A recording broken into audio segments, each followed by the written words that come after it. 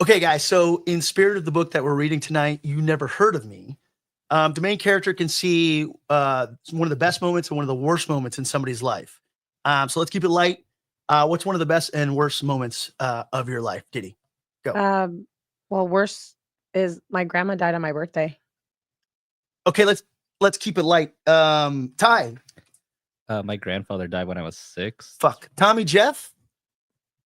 My hamster passed away. Let's just go to the show.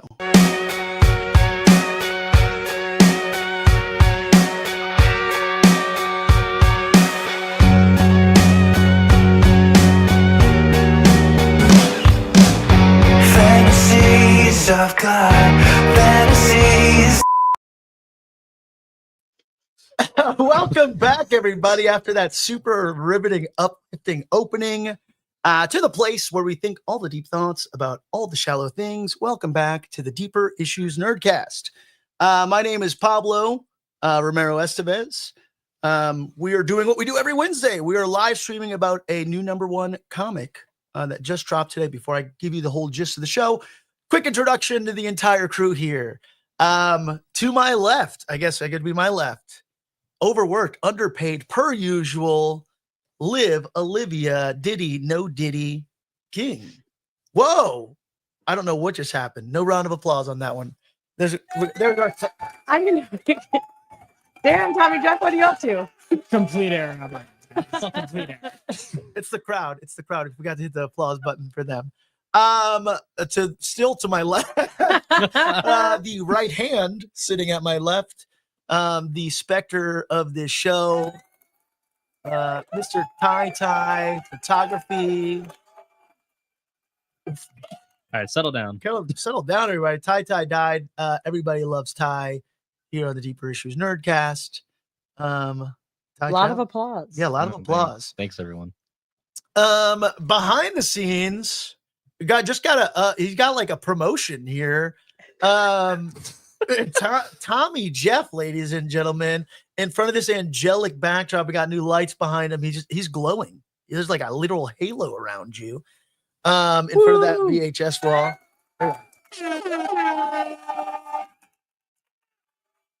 Yeah, promoted, running the switchers, running the decks over there, as we say. Congratulations, Tommy Jeff. Thank you.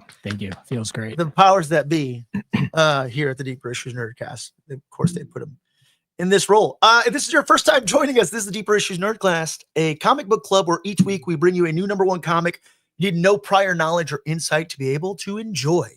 We prefer to feature comics outside of the most prominent publishers, Marvel and DC, because there's already so many knowledgeable creators and talented people out there that can help you with that. We'd much rather introduce you to what we call a creator-owned comic book outside of the superhero genre. We are the anti-comic book gatekeeping podcast. We are a entry-level you don't need to read comics to watch this podcast. If you read comics, cool. If you don't read comics, and this is your first comic, we will introduce you into the world, if you will.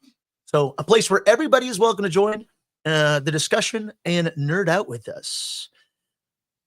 This week, we're going to be reading You Never Heard of Me from Dark Horse by Iolanda Zanfrandino and Elisa Romboli. I don't know if I'm pronouncing that right. I'm just using the best phonics that I know how and trying to sound things out. From Dark Horse Comics, really cool little book. Let me give you guys a quick, brief synopsis here. Pulled up the wrong page. The ability to touch somebody and see both the best and worst moments of their life, be it past or future, means the ability to try to change things for the better. Such power can feel like a curse, especially if you're a teenage seer, who thinks he has enough problems. Yeah. Super awesome book. Can't wait to talk about this. Because at the end of the day, what are we here at the Deeper Issues Nerdcast? We're a book club. This is our 25th episode, you guys. Woo! Are you guys excited about that? 25 episodes in. Very exciting stuff. Very That's special. awesome. I know. We've been doing this. We've done this 25 times. We've sat down.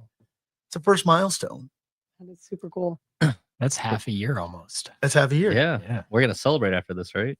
Should we have waited through 26? Should we do something special on the 26th episode? We're not going to be here next week, by the way. because of Thanksgiving. Right. Oh, Yeah, by the way. Yeah. I was gonna show up. I was She's like, hey, let me in. Anybody home? I'll be back home in New Orleans. I'll be trying to hopefully share some stuff out Oh, nice. Nice. of the comic book scene in the Big Sleazy. And find Draco. And I gotta find Oh, Draco. yes. I'm working on that. I'm working on it. Draco is a really cool topic point here, and at some point we're gonna have to track Draco down, and we're going to, I guess somehow include him in this podcast. Can it be like the Hey Arnold episode, Christmas episode, where we have to like find your long lost friend? Yeah, I want to find him. I want to find Draco, and I want to, like I guess I don't know, bring him on or something. Just tell him, be like, hey, dude, thanks for being cool, Draco. Before we dive into our comics and all of our news and stuff, how was everybody's week? Diddy, how's your week? It was good. I You had worked. some- no, Well, yeah, you did more than work.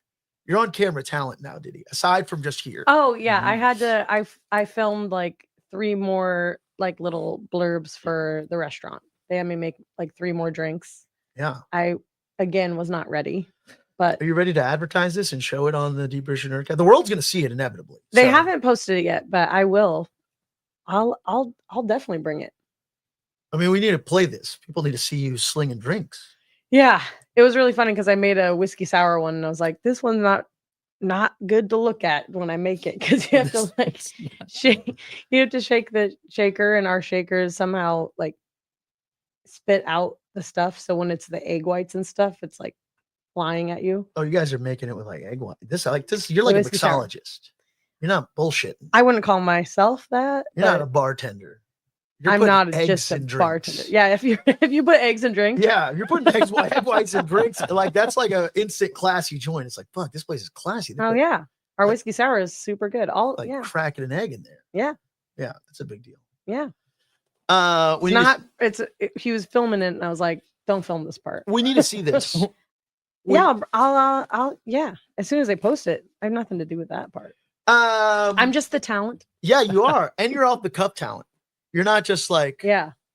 uh, No, they just came in and I was like, I just ate a quesadilla and I like cilantro in my teeth. And I was like, he's like, ready to film? And I was like, oh shit. quesadilla. Quesadilla. Nice. Cool. We can't wait to see these videos. I'm very excited to see them.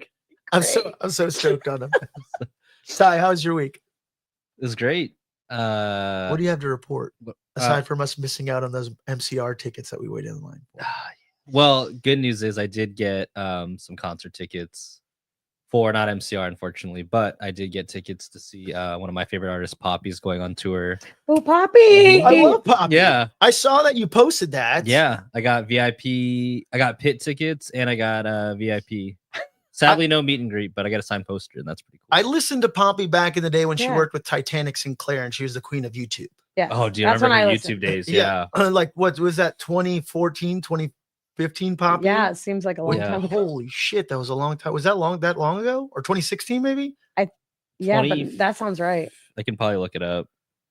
No, Yeah, 2015, 2016, I think. But when she was doing those weird, Yeah, Queen Crown. Hi, I'm Hi, Poppy. I'm You know, I'm she Poppy, has a I'm new show Poppy, now, I'm too. Poppy. oh, I fell off hard. Oh. I fell off hard because she stopped doing all that stuff. But I started doing music. that More was music. Titanic Sinclair's, I think, initial concept, which I think is why It she was stopped doing it. Ish. It was ish. I could Because be, he did it with somebody else before and it was more her concept. I forget her name. yeah. And then he kind of like took it. That's why I kind of stopped watching. And then Poppy joined like a metal band, basically. That's sick. So Poppy basically it started with Bad Omens. She was featured on their Oh. song Van, which stands for Oh my gosh. Violence Against Nature.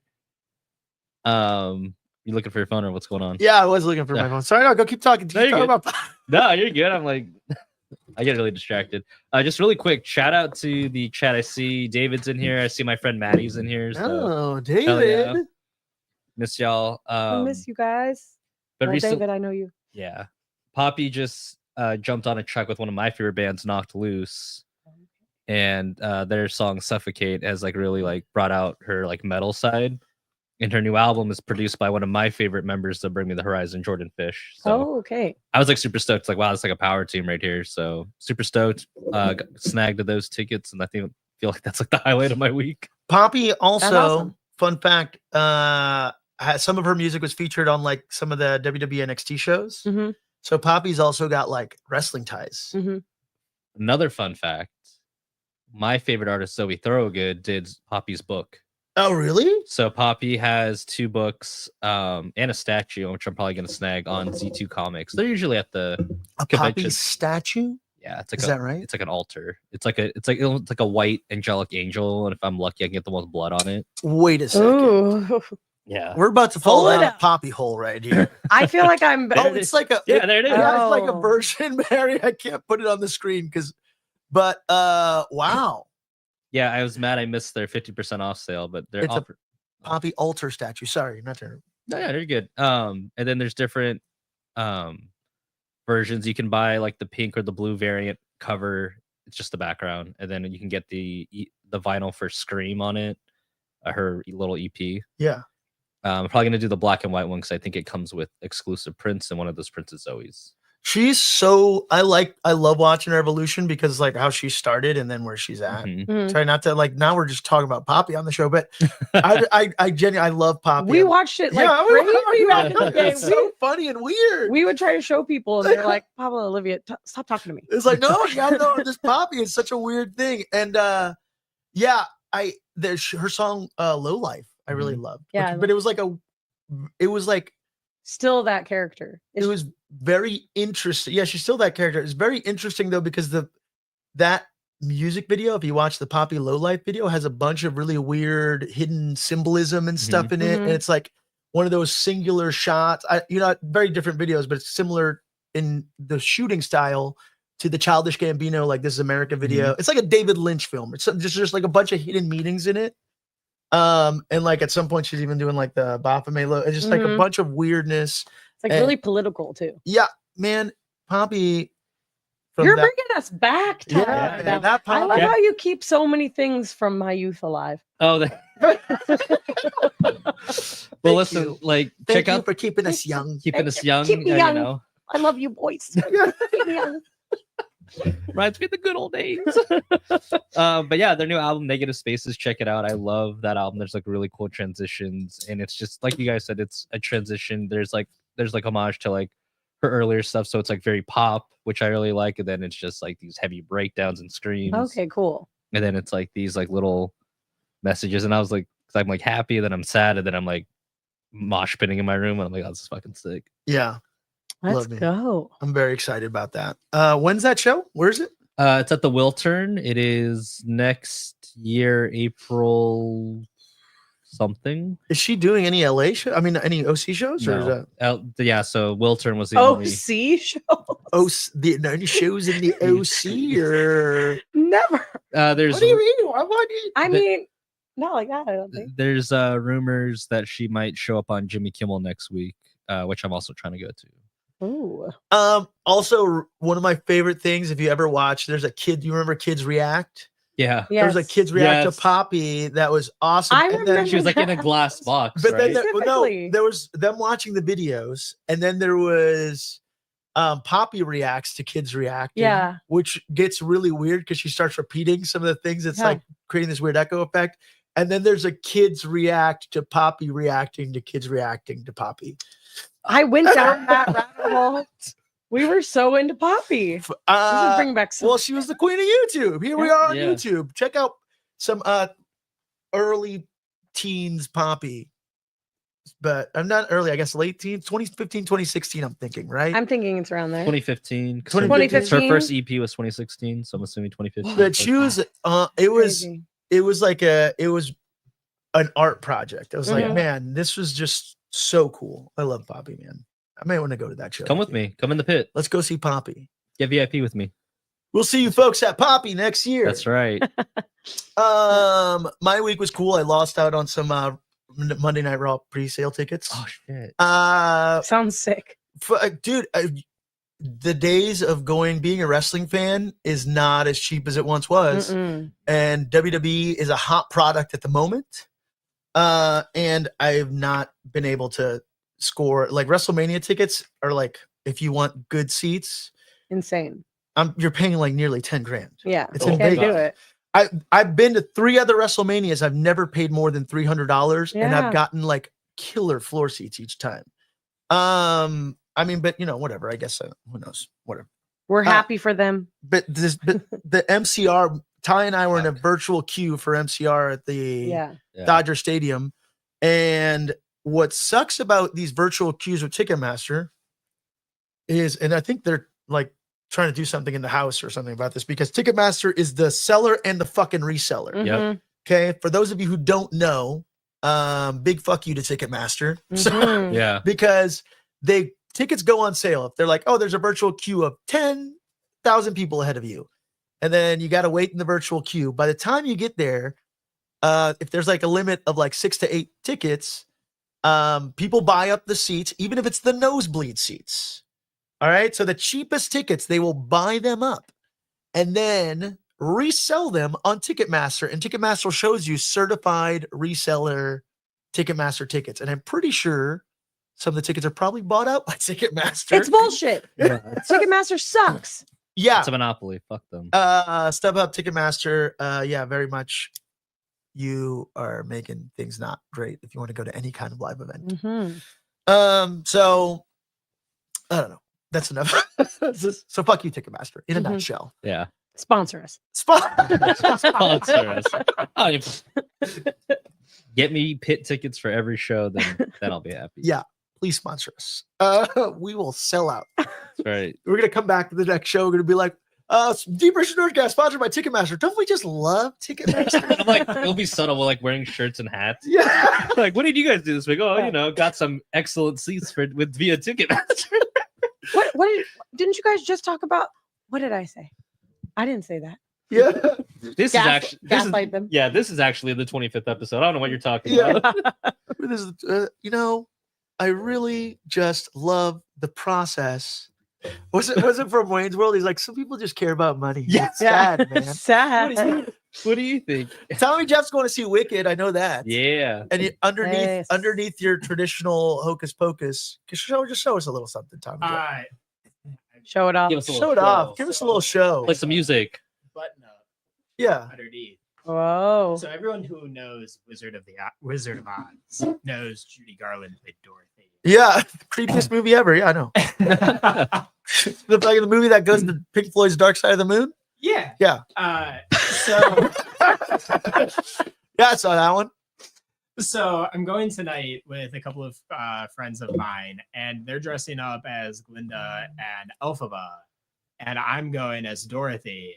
So I've got this because I I love have an that for actual you. dress or anything, and then they're gonna bring me my ruby slippers Oh, and everything at so the good. theater, and it's gonna be fantastic. Do you have a Toto? No, but I can get a tote bag. There you go.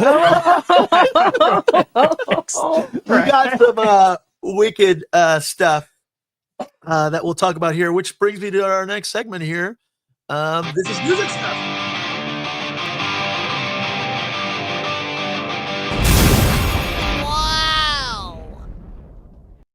Actually, before I dive into news and stuff, let's get into some quick end stuff.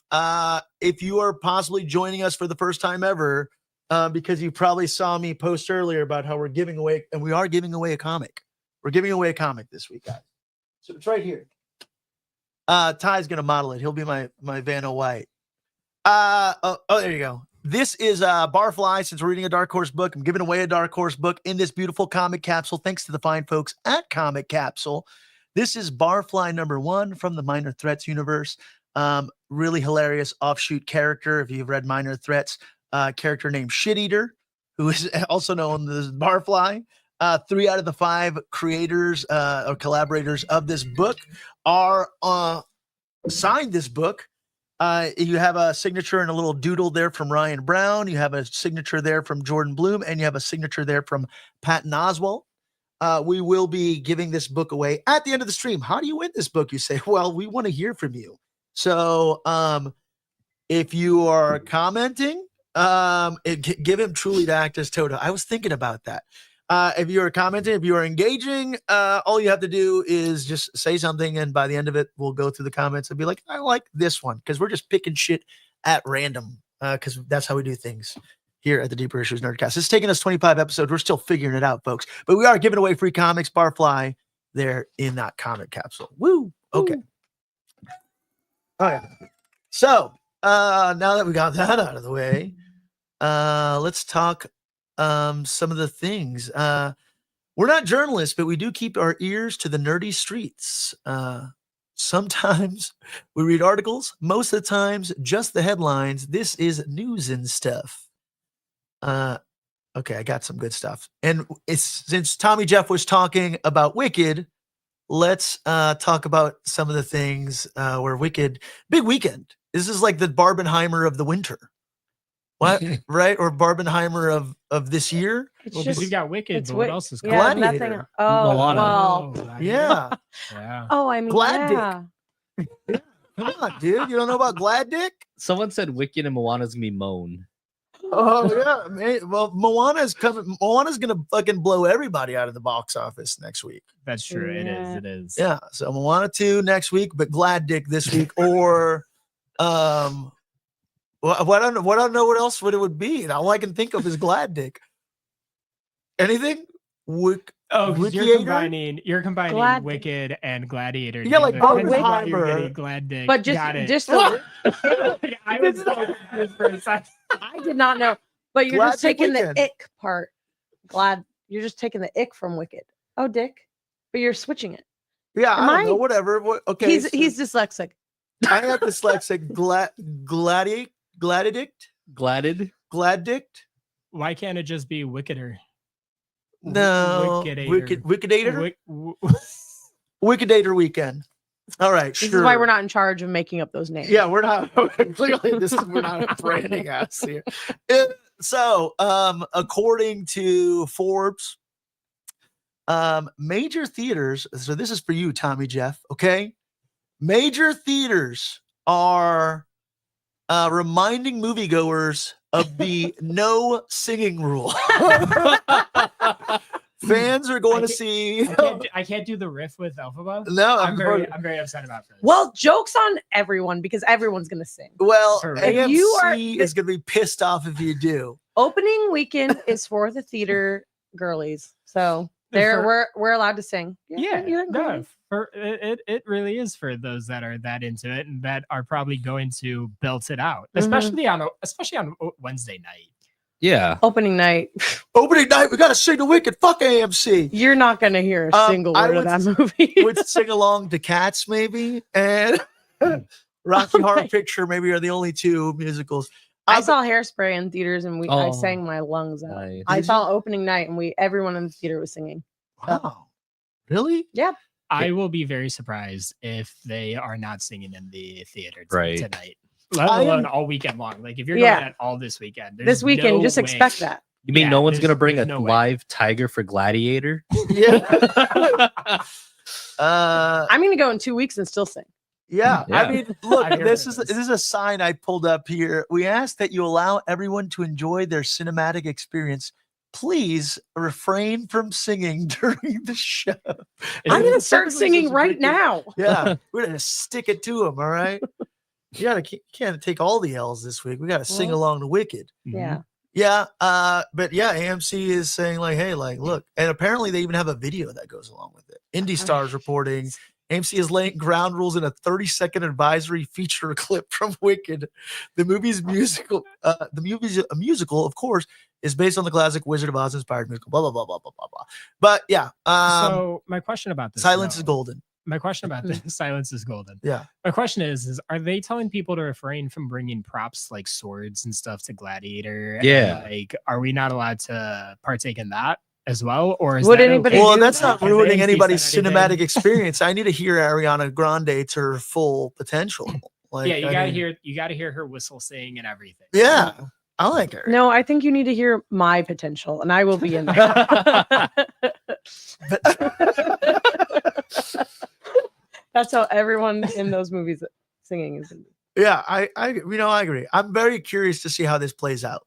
the people versus AMC. Mm-hmm. I will be more than happy to report back tomorrow or when I'm leaving to let you know how much of it I actually heard. I'm very excited. I want to hear that. Yeah. You need to text us. If people start Tonight. singing, you need to film it. Yeah. When are you seeing at midnight? No, the tickets for like 10:30 or something like Yeah, that. no, midnight not shows are a bad. thing in the past. Nobody wants to stay up Yeah. that late. They're like, 7:00. Yeah. Yeah, Yeah. there's no way I'm staying up until 2:00 in the morning to watch. Oh this. yeah. If people please film if people sing. Like if the whole theater is singing. Then he'll definitely get kicked out. No. I was gonna say, watch me be the only one who gets kicked out because I'm filming. When everybody else is singing. No, sir. Get out. We saw the flashlight go off. But it said no singing. As you're like getting dragged out. Oh man. Sorry. But yeah, Sorry. sorry if that happens to you. Sorry. I'm excited. I love musicals, but I've never seen Wicked. It's one of the few like popular. Get a shot of Diddy hitting the vape pen. I swear to God. All right. I will say this. I dated an individual in my life when I moved to California, and they got me into theater. And I was never a theater gay before, and I've started to really enjoy theater more and more. And Wicked, surprisingly, is one of like my top. But have you seen shows. Cats? I have not, but I would poke fun at Cats all the time. All right. At the But absurdity of specifically the Cats movie. Oh hell! No. I knew we were going to end up here. Look, you have to watch this movie. We have to do I did an episode actually. I interviewed somebody because I was so blown away by it. It's actually, I think, on the YouTube channel still. So they're redoing Cats with like a whole like Vogue thing, are they not? This is where I should be fact checking, right? Yeah, But, this like- is why. This why. but, Yeah. like, Now I'm you not have doing 5 this. jobs. Yeah. I can't do a million things. Uh, But like, Yeah, I don't aren't know they what that doing a new means. like Cats show? Like this is like a Cats. oh, like an actual movie. Broadway show. No, like maybe. They I better don't not do know. another movie because that first one that They better not do that. don't you fuck this up. That movie is weird, Pablo. loves it so It much. is so weird. Okay, now there's just the 2019 film. Now, Cats was the show to go sing your heart out in the theater for it. Dress Really? up, sing your heart out, all of it. I have no idea. I've never seen. I've Cats. never even Cats heard a on single Netflix. song from Cats except Memory, maybe. Yeah, you've all heard Memory. You've heard Memory. That's the Pablo, one song. Can you grace us with your singing talents? Because I don't know if I have Of a cat song. of memory. I can't. have to I do can't do Memory. Memory. That's too high for me. You gotta- Okay, do a cat song. like Don't why like Mungo Why Jerry and not? Rumpel Teaser or I'm Magical Mr. Mistopheles, or would you like to hear whatever Buster you for just said. Jones? That just sounded Uh, fucking fantastic. Magical Magic Gumpy what? cat, I have a Gumpy Mistopheles. cat in mind. Her name is Jenny Any Dots. Hold on. So Her coat is can- of the tabby can I kind. ask, like, is this like a legit level of enjoyment you have, You- or is this like a joke that you do to annoy Diddy? No, he actually loves it. A little bit of both. Oh, It's a little bit of both. I genuinely do enjoy it because I'm like mesmerized by it. I'm just like, I'm so like, how did this happen? How did how did this That's so come to weird. be? And I think there's specifically a podcast about how did this get made that I need to, yeah. that there's a cat of it. It's like, how did this just anything, all of it, from the freaking the Andrew Lloyd Webber musical and everything. I'm like, how much what, cocaine where, why was how? involved? Yeah, there's just so many questions that are just that maybe I don't want the answers to. Like, Because then it would ruin it. because I just want to imagine all the weirdness behind it, and then some of the music, yeah, from the movie, the musical is very different, but I do like it. Some of the music's like, all right, this kind of just low key slaps. but the movie, the visuals that accompany the song are so fucking weird that it's a combination of I love it ironically, and then I've loved it ironically so much that now I think I really love it. I don't know, man. So this is I like don't know how to explain it. This is like how I started liking country music. Was I would listen to country music Oh, I to love country annoy music. my mom, and now I actually really enjoy country Yeah. music 15, 18 years later. Dude, You come love on. a thing that starts as a bit and then ends up being a thing that you actually love. Yeah, it kind of started, but it didn't start as a bit. I know it did. Because like just the way that I came across this movie and just like I don't know, it just sucked me in. I don't know I don't know. Maybe I'll end up getting a magical Mr. Mistopheles tattoo at some point down the line. Because I've never ever seen a cat so clever as magical Mr. Mistopheles. Maybe a Skimbleshanks, the railway cat, the cat of the railway train. We're talking about Wicked. We're talking about comics, really? What's end up happening is I'm gonna be on my way to the theater after this, listening to the fucking Cats soundtrack Well, you'll have to. instead of getting ready for Wicked. Yeah. Are you blind when you're born? Can you see in the dark? Okay. Carry on. Ty's like, I don't know what just I happened. don't know. Sophie Turner is in talks to play Lara Lara Croft in a new Tomb Raider film that is going to be for Amazon Prime. Sophie Turner, famously the Queen of the North. Allegedly. Sansa, so yeah, allegedly. Allegedly. Also, Jean Grey. Yeah, also Jean yeah. Grey. Oh, yeah. Forgot about That's all right. Oh. This is 6 days ago, according to Deadline. Once more, look at all this. Deadline always has these flipping ads. Anyways, the series is set to be for Amazon Prime. What do you guys think about this? There's been 2 Lara Crofts aside from Yes. I never watched the other one. Are you counting the video games or no? Just like movies? on right? movies. Is Angelina Jolie and then who Right. else? I forgot her name, but they did a Oh. Lara Croft movie. Or was that animated? I feel like there was another Johnny live California action, shouting out Diddy in the chat. What's up? What's up, Johnny? What's up, Johnny? Damn, none of my friends ever show up. I'm just kidding. None of my sister's here though. That's what I was gonna say. Your sister's here, yeah. What up, sis? What up? sis? Yeah. So I don't. So I didn't play a whole lot of Tomb Raider. That was more so my brothers. So I don't have a. I feel like I don't have a say in this. Alicia Vikander. Vikander, I think was the other. I never watched those Neither did I. movies. Yeah. I didn't really love that. I think I saw the first Angelina Jolie one, and I was like, but I mean, I played the Tomb Raider game for PlayStation, Mm-hmm. and of course, we all ogled those very awkward 3-dimensional triangle boobs that they put on Lara Croft because look, don't you? Hey, you excuse know me. what? No, I'm pissed. Listen, Jessica Rabbit, don't you fucking come at me Pissed right with this bullshit if you're about to fucking shame me for. I'm not shaming you. You shame me. First of all, it wasn't Jessica Rabbit. It was Roger It was Rabbit. Roger Rabbit. I'm Get it calling right. her Jessica Rabbit Yeah. because she has the rabbit. Yeah. fetish. Oh, Thank you.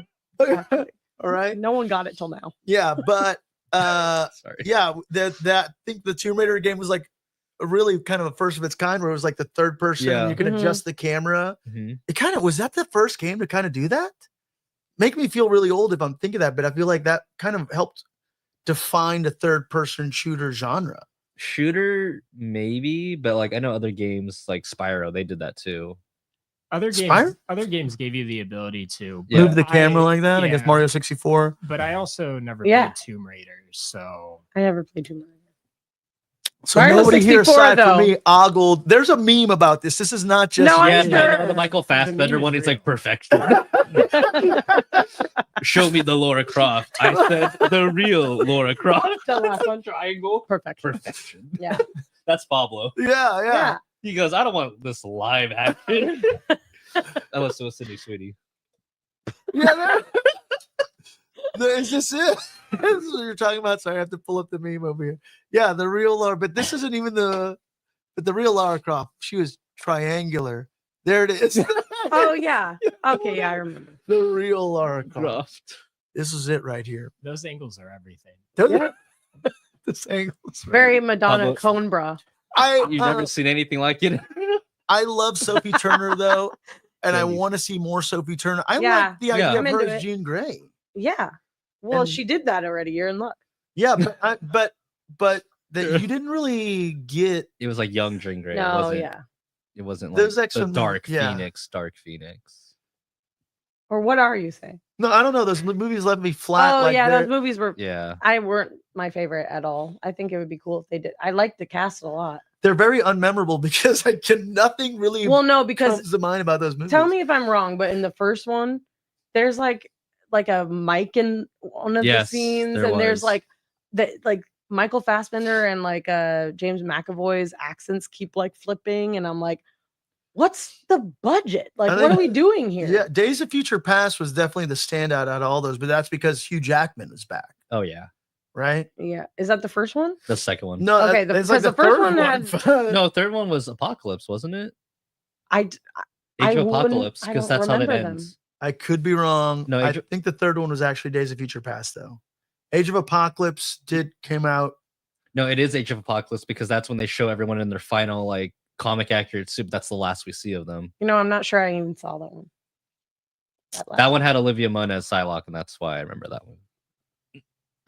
You dog. Oh yeah, It's what- did It have was really good casting. It If you was, actually it look at the was. comics. Just kidding. nerd favorite out there is Olivia Munn. Actually, she does apparently very very nice to her fans too. By the way. Oh. Anyway, Sophie Turner, cool Yeah, we're fans. I like it. fans. I guess I don't know. I don't give a shit about another Tomb Raider series. Let's just wrap it up on that. That's just nerd. Chanel said, "Ask Pablo to recite Cats for you." Called it. Oh, I did see this. Yes. The voice of Oh. Milhouse, Pamela Hayden, Yeah. who's voiced the character for over 35 years, is officially retiring from The Simpsons. Hayden will voice her last episode. Ironically, crazy enough, is next Sunday is the Treehouse of Horror presents Simpson Wicked This Way comes on Sunday. Yeah, she also has voiced Jimbo Jones.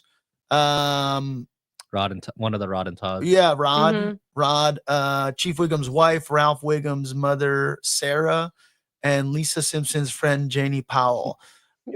Which there's a really sweet, I think, goodbye from her on her social. Yes, Simpsons posted Yeah, one too. I saw Did that. Yeah. Yeah. Which is end of an era, but this begs the question: is The Simpsons run its course? Look, Do we still? I think the real Hank question Azaria is is- just gonna have to pick up another voice, man. Yeah, I mean, they're gonna get another voice, I'm sure. The Marge isn't the original Marge. Yeah, I know. Yeah. Yeah. Marge does sound raspier. Yeah. But I was really hoping they would kill off Millhouse. That would be Damn. so Why? funny, Because but horrible. Millhouse They has been can't. around for 35 years, and what better way to send him off than at the retirement of the voice actor? That's wild, Tommy Jeff. What? That's the craziest Damn. shit I've ever heard. Look, There- you think we're gonna kill a kind of beloved character? Dude, he has the most. It's all coming up, Millhouse. Millhouse, dude. Nothing is coming up Millhouse and Tommy Jeff's I know, damn. the character. I Well, he's would pushing up daisies. I You would got the done. It was like you, Poindexter. Why is there a Treehouse of Horrors this late into November? I thought Treehouse of Horrors happened the Well, Sunday did they after only This is do a the- special, right? Special. Because they Not already a- did. I a know, Treehouse. I'm for it. They already did a Treehouse. You're right. They did the Venom spoof, but this is. It sounds like they're doing something specifically for Wicked. Yeah, they Oh. just they do those little shorts. Yeah, Yeah. they did the Loki Treehouse of Horrors one. Presents, They yeah. did the Treehouse. They did The the villains. villains Yeah, yeah. one. Oh, Star okay. Wars. They keep just releasing tiny little shorts. Because they So- can, because they're just like Disney now. Yeah, they got Yeah. the budget. Yeah, they did Sideshow Bob with all the like Disney villains. Yeah, I mean that's still funny every time I see it. Yeah. I guess I don't know. How long is The Simpsons going to keep going? I'm not. I mean, by any means saying cancel The Simpsons. What season I'm just are we on? Curious. Are we on 30 like 40? something. I mean, this 35 years is how long Pamela Hayden's been the character on the show. So Yeah. I think it's like 40 seasons right now. I think it's like 37 or 38. 37. Well, you know 38. what's SNL's 50 this year, so yeah. Simpsons can keep going for me. The longest animated Oh man. series to date. Yeah. 36 seasons. That's 774 nothing. episodes. Yeah, it's true. I mean, SNL does The that. Simpsons are older than I am. Yeah, isn't that crazy? Shut up. There's like a flickering on Diddy's camera. Try to see if there's a tightening on that, Tommy Jeff, on the HDMI cable right there. Yeah, something's flickering. There's a little camera flicker there. Yeah, Or I've been did- trying to figure it out because I don't know. Look, 'Cause we're I'm figuring looking it out at here on the show, camera, and everybody. the We're camera doing is it live. Okay. But it's just somewhere in the connection, and I don't know. We're back.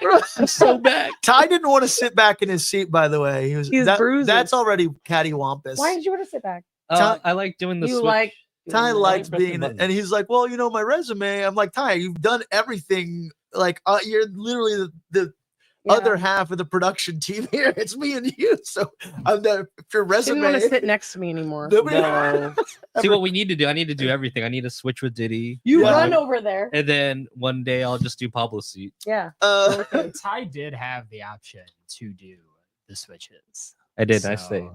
And Ty stay. said no. Ty No. said, nah, Right. fam. I just Um, wanted the purple microphone. No, I'm just kidding. Look at it. Look at it. How to Look at Train that. Your Dragon Yes. dropped a teaser trailer. I've never seen the other ones.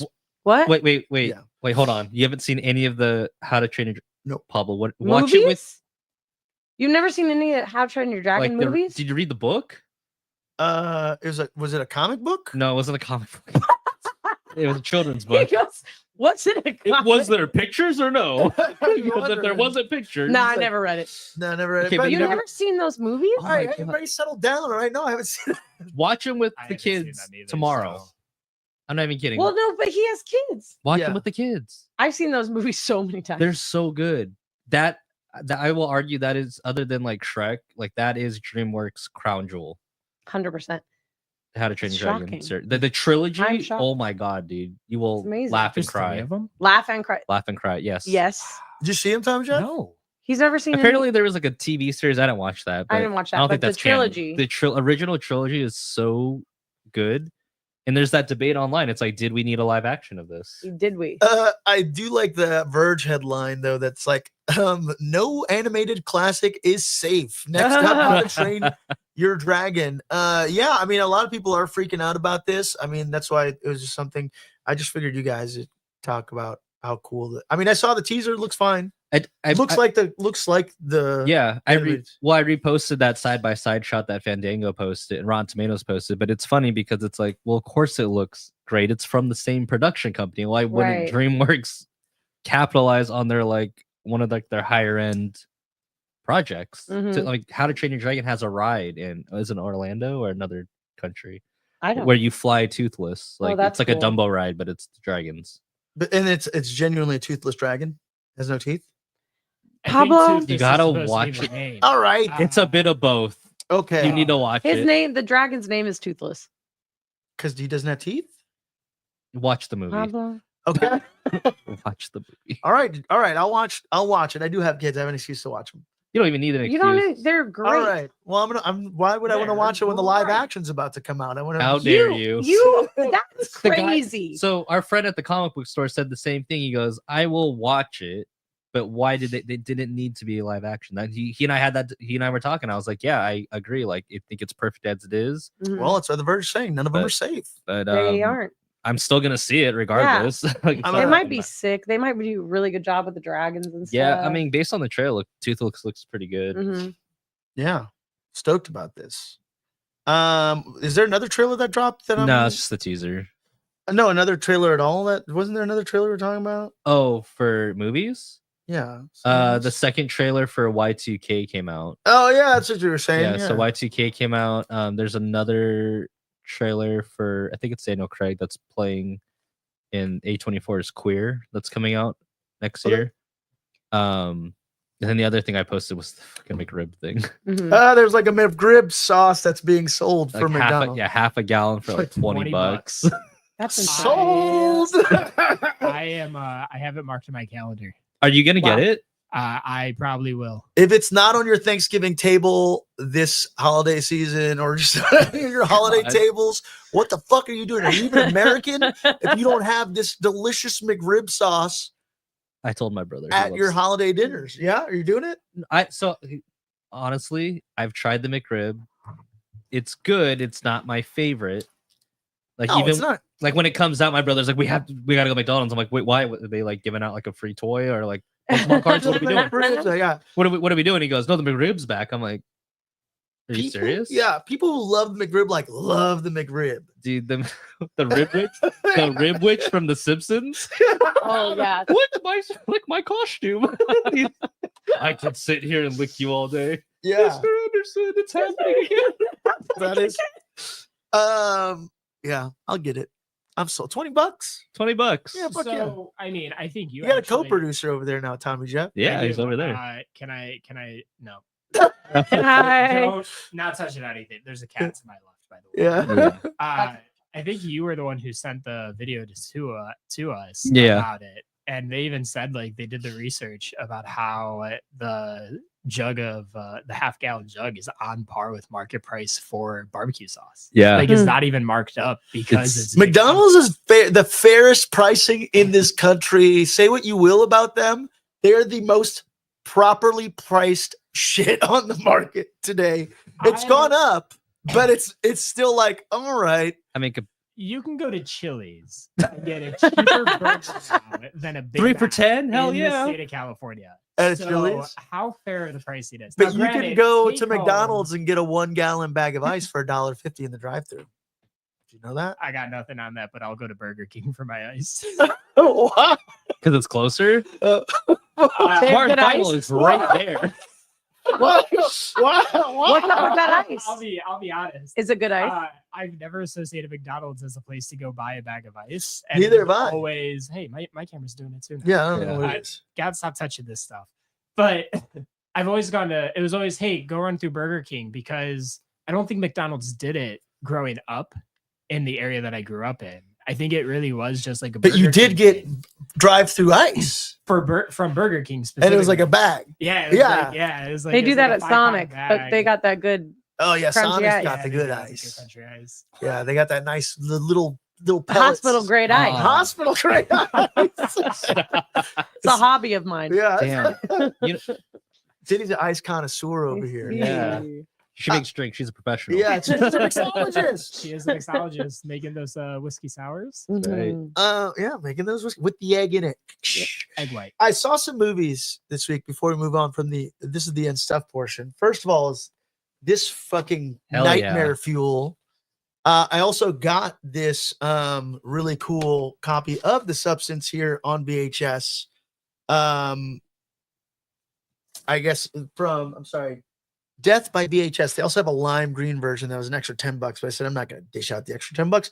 I'll take this. And I watched The Substance. I watched it on VHS and I watched it digitally. And Ty's been giving me like the business about seeing this film. Have you seen? You haven't? I haven't seen seen yet. it. No. Have you seen this, Ty, Jeff? No, I have no idea what this is. The Substance. You two were supposed to go see it. All right. Well, I'm going to spoil wait, it for was you this, guys. Why? this- What? Okay, because I'm not you gonna. were- you I went to can't see that spoil one it. night? You can. Yeah, No, when I was late. it's Demi Moore. Is a fading celebrity. Really beautifully shot film too, with like the Hollywood so good. star. It's Like I so love good. that opening. Named Elizabeth Sparkle, who's now been subjugated to being like a fitness morning show instructor. And obviously dealing with all of the stresses that come with being a woman of a certain age in the entertainment industry, all the criticisms that eventually get to her. And then she is presented with this opportunity from a doctor to take a substance that creates a better version of yourself. And then there's like rules, like, you know, like, I don't know, like fucking gremlins or something. And yeah, there's like certain rules you have to follow. You're only allowed to be this perfect, better version of yourself for so long, and then the regular version of yourself. And then if you violate these rules, there are consequences. And everything that would happen in your worst fucking nightmares happens in this film. I think somebody said it's like Ty said body horror. I'd never heard this term before, but there's like a lot of That's literally how it's advertised as body horror. Is it? Yeah. It is. Well, it's well advertised. There's like some fucking Steve Cronenberg shit that happens in here. There is really weird, insane practical effects, very brutal stuff. There's like you remember the scene in Black Swan where she pulls the little hangnail? It's like, and then she like, Yes. and it's like you get that, and it's like starts. It's Yeah, like yeah. that times 1,000 for way longer, for a prolonged period of time in this film. And I have all the feelings. It's obviously, I don't know if I'll ever rewatch it. I don't know if I'll ever rewatch it. I got this cool souvenir VHS behind me that sits behind me now. It's But giving me goosebumps vibes. it's really, really, really cool. The Shout out to the I folks. thought you were gonna say it's really, really not. No. The movie, the show's definitely. movie's He's definitely- talking about the cover. Yeah, it's like horror novel-esque cover. Really cool. Death by VHS still sells. I want to say these. Shout out to them for making this really cool art piece, because I think that's exactly what it is. License only for non-commercial private exhibition in home. Any public performance, other use or copyright or copying is strictly prohibited. Media Home Entertainment Inc., a Heron International company in Los Angeles, California. Yeah, I don't know if they officially got the licensing for this, but most of these things are like art projects, right? I put a company on blast here, but look, they're selling these copies. There's a neon green copy of it too. Really cool piece to include into your nerd cave, like myself. Ty, Yes. fuck. Ty, Yes. this movie is bananas. It's so crazy. It's insane, right? And what's the other girl who's in the Margaret Qualley. I don't know if I'm saying Margaret Qualley. Qualley. Thank you. She's dating Jack Arnoff. She was at Sabrina Carpenter's. Yeah. Oh, so they remade it. What? Wait, what are you talking about here? So Sabrina Carpenter had her tour at the Kia Forum, and then she usually finds a guy. I don't understand the bit where she finds a guy and arrests them. Oh, But they show Jack Arnoff, and he points to Margaret. oh. And I'm sorry. I'm sorry. I'm dumb. I literally thought that The Substance was like an old movie with Demi Moore, because when you literally said that she's playing like an aging woman in Hollywood, I was gonna be like, what is she 20 in this movie? No. And I mean, like it's literally a new movie that's coming out. It's like been out. Yeah, it's been out. Okay. Yeah. Yeah, I thought it was an because old movie. You're showing me a VHS tape. I'm Ty sorry. went No, and saw no. this a couple weeks ago, or like a but month, No, a it's an couple months A24 ago. film. They It's just not A24. released it It's not on A24. VHS. But And now I know exactly what it is. I just was I was looking at It's the VHS tape. I It's thought it was neon, old. right? oh, A24. It's neon. yeah, it's neon. Sorry. I seen a Dude, trailer they're for this cooking. movie. I'll Yeah. say Neon. They did Honora. They did Long Legs. Yeah. Oh yeah. Cooking. Holy shit. Go watch The Substance. All right. Yeah. Well, that but- whole time I didn't know what the hell we were talking about. I'll tell you, I feel so much for Demi Moore's character, because the entire time I'm just like, this woman is Demi Moore's still like stunning. Yeah. Right. She's like, she's statuesque. She's like very beautiful. And then, Watch the press for this. yeah. And then like the entertainment business is fucking harsh as Yeah. shit, I feel like, to this character, but, and I mean, probably to women in general. I'm not discrediting that this isn't some of the things. My they- dad always explains it as like, well, he still uses this example, but he's like, they got Sean Connery being the love interest of Catherine Zeta-Jones. I'm like, that's very dated, but yes, you're right. Entrapment? Yeah, or whatever movie, but Entrapment. she's like a very young girl and he's very Or old. the- But he's still Wasn't she uses, married to Michael Douglas? This is also very old in real life. Yes, she's Yeah. still married. Didn't Jerry Seinfeld date a 17-year-old girl? Yep. Yeah.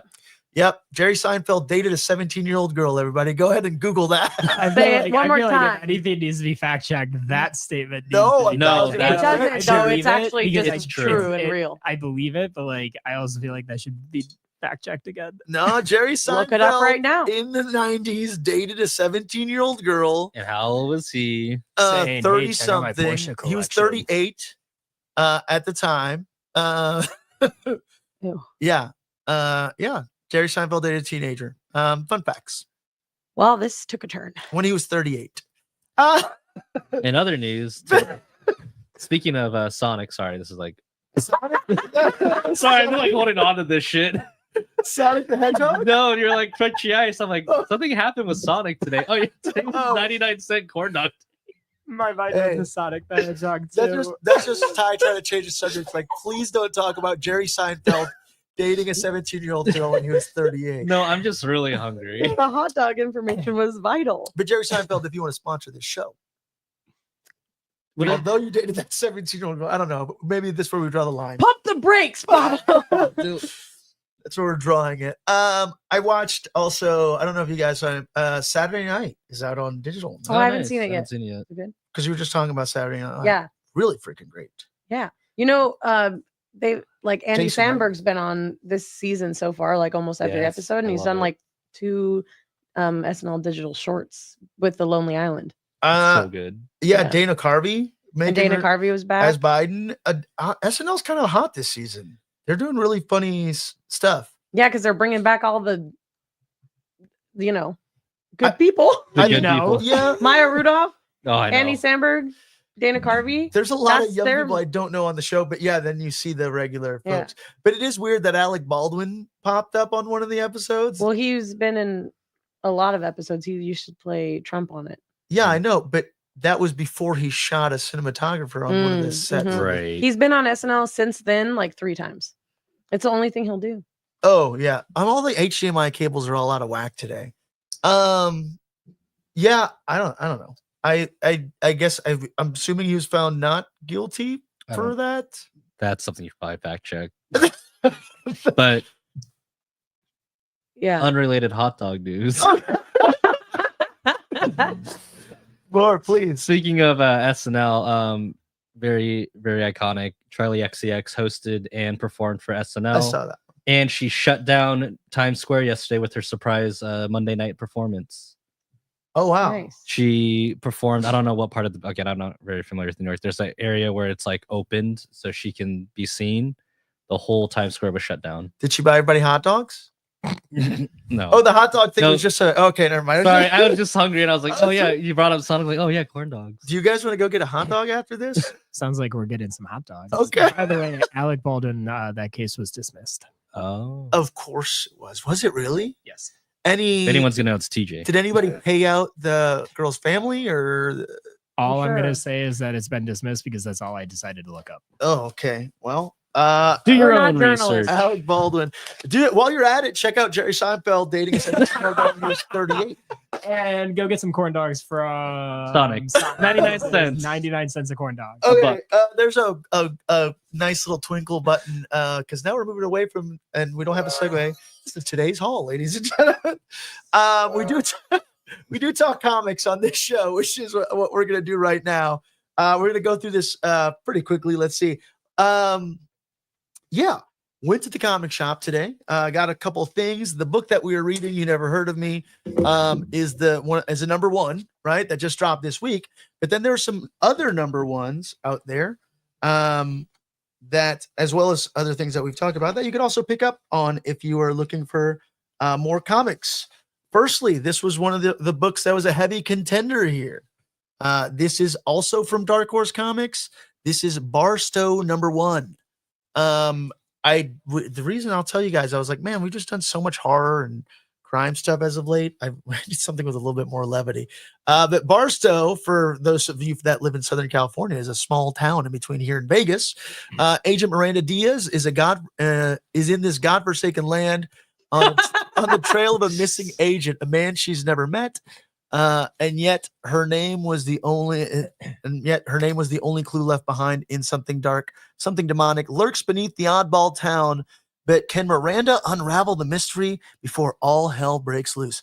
Award-winning horror writer and filmmaking team of David Ian McKendry and Rebecca McKendry team up with Eisner-nominated artist Tyler Jenkins for this all-new comedy horror series, tonally similar to Preacher, The Boys, Woodworm, or Doom Patrol. Really cool, interesting looking art in there as well from Tyler Jenkins. I don't see anybody for coloring in here, but I'm gonna say maybe Tyler Jenkins because letterer is Justin Birch. This Barstow comic is available at your local comic shop. Number 1 just dropped today on the 20th of November. That's a really cool one. We don't talk about Marvel or DC books, but this was just, this is a book that is a pretty cool one. If you're a Disney fan, that is all Marvel, and it's this what if line. There's a what if Minnie Mouse became Captain Marvel. I don't need to explain anything more about that.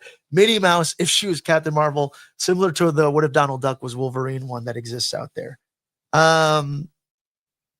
Moondogs. So this is a cool one because we did do a Horizon experiment book on here. I did get the connecting Tula Latoy cover. You can probably still find some of these Horizon experiment books. They're all one shots, but they all kind of have a connecting through line. However, you don't need to have read one or the other in order to be able to enjoy these. But following an East African werewolves that secretly live in Miami, at this minority within a minority is caught within a begrudging war that threatens boy lycanthropes, right? I'm assuming that's like a name for Lycanthrope. lycanthrope. It's a werewolf, right? Mhm. And human lives. Literary horror icon and multi-award winning novelist Tannen Reeve Dew. And hot newcomer Kelsey Ramsey present Moondogs. So if This you looks think really there's good. the Yeah. Manchurian and what was the other book that we read? I'm sorry, I'm just drawing a blank. That was from the Horizon Experiment. I Oh my God, we just read we it. just read it. Wow, we're terrible at this. Let's see. There's a sneak peek of the Horizon Experiment, all 5 issues. It was the Sacred Damned or The Sacred Sacred Damned. Damned? Thank you. There's Manchurian, The Sacred Damned. Yeah, we remember stuff on this show.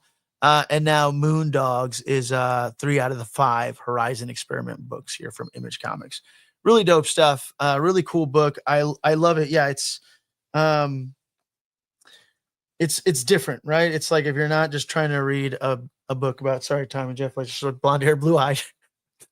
If you just want, like a little bit of representation within your comics, is a really cool one. And then they're all just really beautifully written and drawn. So number 2, issue 4, actually, Power Fantasy dropped. Power Fantasy book. Really kind of getting a lot of press. Minor Arcana from Jeff Lemire. If you guys saw our Minor Arcana episode, issue 3 dropped. Diddy, I got you the High Priestess variant. You did. For those fans of tarot out there, Jeff Lemire.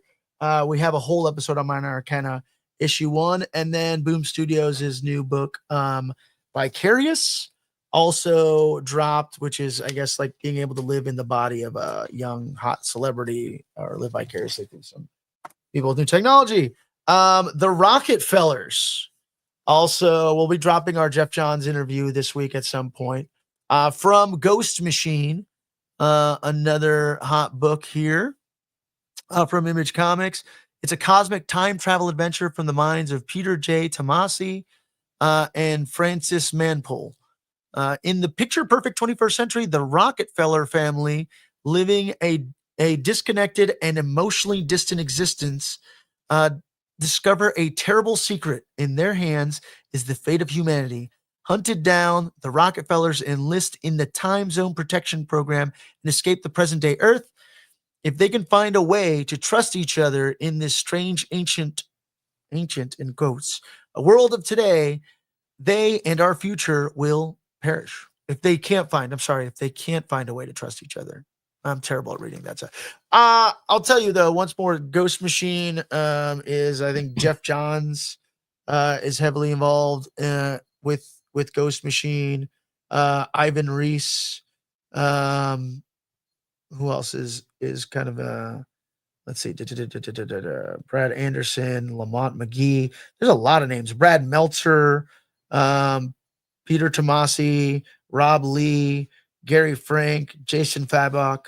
A lot of who's who of comic creators that you've known from like Marvel and DC have their own like kind of create their own company that they now team up with Image Comics. And this Rockefellers book looks beautiful. I love like family science fiction things like Lost in Space, and of course my Black Science from Rick Remender is probably one of my favorite books. I think that was a pretty quick one. Oh, you got some stuff, Ty. Ty got things too. Yeah. I think it came out last week. Paranoid Gardens number 5 came out. Paranoid Garden number 5's out there. Boom. Yeah, from Boom. I don't know if I got number 5. It's a Gerard Way book. Yeah, this is. I think it was only one of 5, or is it one of 6? I think there's 6. Right? 6. Okay. Those are coming out fast. I think. Yeah, Yeah, they're coming out real fast. They haven't had a Coffee and a Comic, so I haven't even. It hasn't read been the second 6 months since we've done that episode. When did we do that episode? I don't know. one. I'm not keeping an eye in chat, by the way. If anybody, sorry, if anybody's in here. This is like a good mix between like you and me, Pablo, because I grew up watching Naruto. I didn't grow up watching Ninja Turtles. Oh Yes. But they did meet. They do meet. I can't believe I missed this. I'm very upset. Well, it was in my poll. Naruto meets and it's a Ninja Turtles crossover with Naruto. Yeah. Which you got multiple covers. Well, so this is cover E. Is this a connecting cover? No, actually, I don't know. I didn't do my It's research. gotta be. How do you looks- have that cover and not have it connect you- to something else? Have you pulled it out fully to look at the back of it? Yeah, the back is just Yeah. advertisement. It's not a wraparound cover. Okay. That's got to be a connecting cover. then. Maybe it's a connecting. That'd be sick. Oh yeah, because they'll have like one of like the turtles in the back. So this Yeah. was sitting in the back, so like in like their little ratio variant wall. That's a cool one. So I was asking, I'm like, well, so what's up with this one? How much is that? And they're like, oh, this isn't that bad. It's only like $8. I'm like, screw it, throw it in. And I looked up in the back of the book. It is the 40th anniversary edition. Oh, 40th anniversary Turtles. Yeah. So I'm like, oh, that's kind of cool. That's 'Cause awesome. There's a ton of like ratio variants and like, Yeah. Oh, wow. Yeah. it's fun. I mean, like again, it's Ninja I Turtles meets Naruto. meets Naruto. No, Yeah.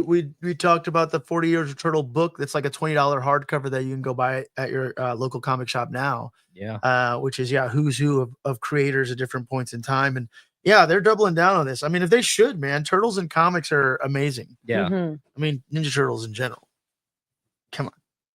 How do you not love those rascally Teenage Mutant Ninja Turtles? Yeah. And that was pretty much it. My pins came in. You got some stuff from Padawan Pins. I did. I didn't bring the stickers. I should have. No worries. Okay, but yeah, you got a little ghost face. Yeah, a little ghost face. So they have a horror section called Savvy the Slasher. So a little ghost face pin. I'm gonna probably put on my hat on the Nice.